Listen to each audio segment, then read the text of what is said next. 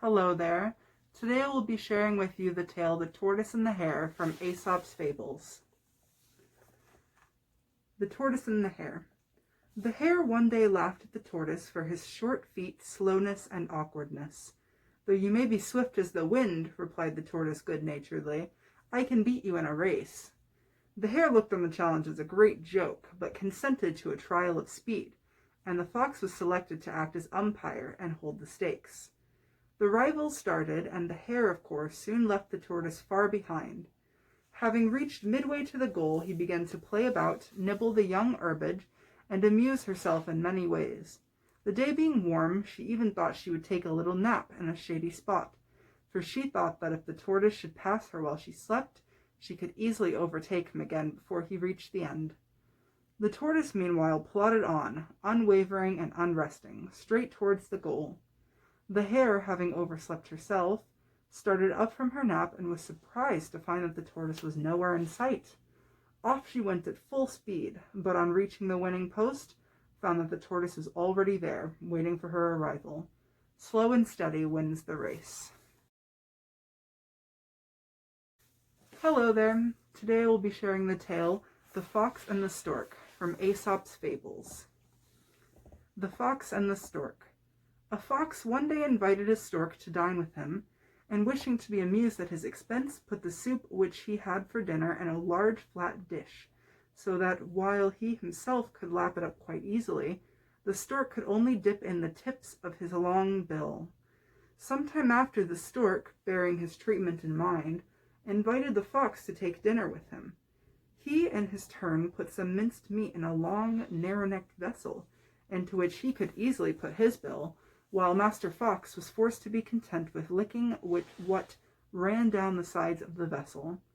The fox then remembered his old trick, and could not but admit that the stork had well paid him out. A joke is often returned with interest. Hello there. Today I will be sharing with you the tale The Peacock's Complaint from Aesop's Fables. The peacock complained to Juno that while everyone laughed at his voice, an insignificant creature like the nightingale had a note that delighted all listeners. Juno, angry at the unreasonableness of her favorite bird, scolded him in the following terms: "Envious bird that you are, I am sure you have no cause to complain. On your neck shine all the colors of the rainbow, and your extended tail gleams like a mass of gems. No other living being has every good thing to its own share.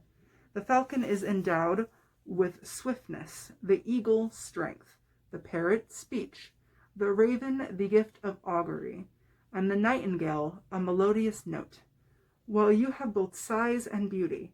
Cease then to complain, or the gifts you have shall be taken away. Contentment should be the source of every joy." Hello there. Today I will be sharing with you a short tale, The Two Crabs, from Aesop's Fables.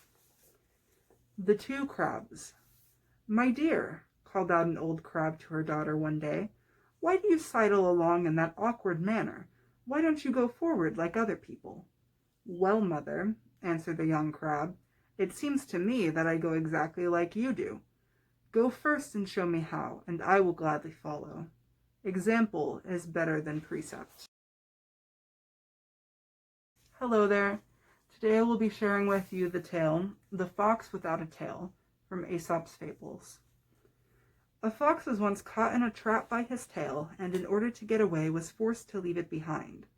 Knowing that without a tail he would be a laughing-stock for all his fellows, he resolved to try to induce them to part with theirs. So at the next assembly of foxes he made a speech on the unprofitableness of tails in general, and the inconvenience of a fox's tail in particular, adding that he had never felt so easy as since he had given up his own. When he had sat down, a sly old fellow rose, and waving his long brush with a graceful air, said with a sneer, that if, like the last speaker, he had lost his tail, nothing further would have been needed to convince him. But till such an accident should happen, he should certainly vote in favor of tails. Guard against those who would wish you to be reduced to their own level. Hello there. Today I will be sharing with you the tale, The Woodcock and the Mallard. A woodcock and a mallard were feeding together in some marshy ground at the tail of a mill pond. "Lord," said the squeamish woodcock, "and what a voracious and beastly manner do you devour all that comes before you! Neither snail, frog, toad, nor any other kind of filth can escape the fury of your enormous appetite.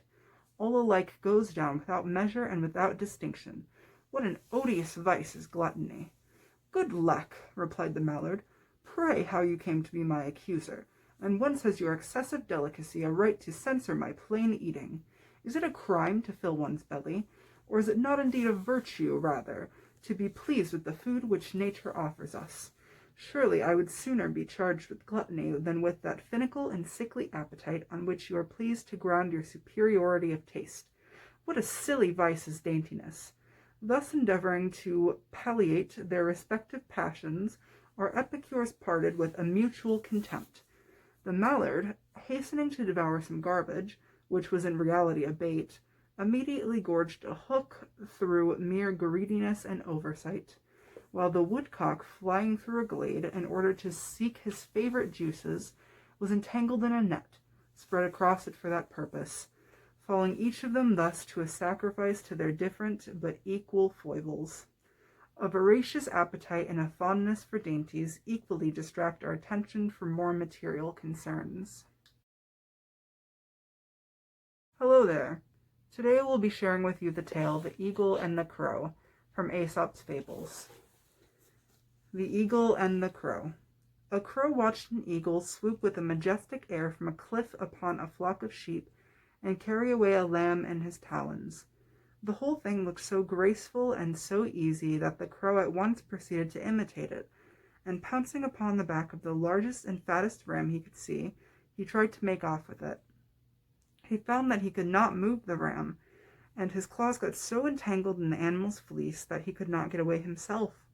He therefore became an easy prey to the shepherd, who, coming up at the time, caught him, cut his wings, and gave him to his children for a plaything. They came crowding about their father and asked him what strange bird that was. "Why," said he, "he'll tell you himself that he's an eagle, but you take my word for it, I know him to be a crow. 'Tis folly to attempt what you are unable to perform." Hello there. Today I will be sharing with you the short tale, The Man and the Lion, from Aesop's Fables. A man and a lion once argued together as to which belonged to the nobler race. The man called the attention of the lion to a monument on which was sculpted a man striding over a fallen lion. "That proves nothing at all," said the lion. "If a lion had been the carver, he would have made the lion striding over the man." Men are but sorry witnesses in their own cause. Hello there. Today I'm going to share with you the story The Fox and the Woodcutter. A fox, having been hunted hard and run a long chase, saw a woodcutter at work and begged him to help him to some hiding place. The man said he might go into his cottage, which was close by. He was no sooner in than the huntsman came up. "Have you seen a fox pass this way?" said they. The woodcutter said no, but pointed at the same time toward the place where the fox lay. The huntsman did not take the hint, however, and made off again at full speed.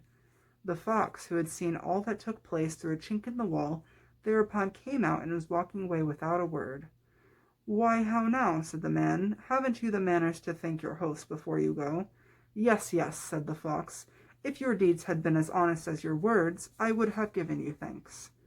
Sincerity is showed by the heart." Hello there. Today I'm going to share with you the short tale, The Boys and the Frogs.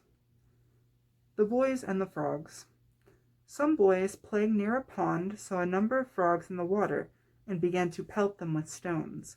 They killed several of them, when one of the frogs, lifting his head out of the water, cried out, "Pray stop, my boys. What is sport to you is death to us." There are two sides to every question.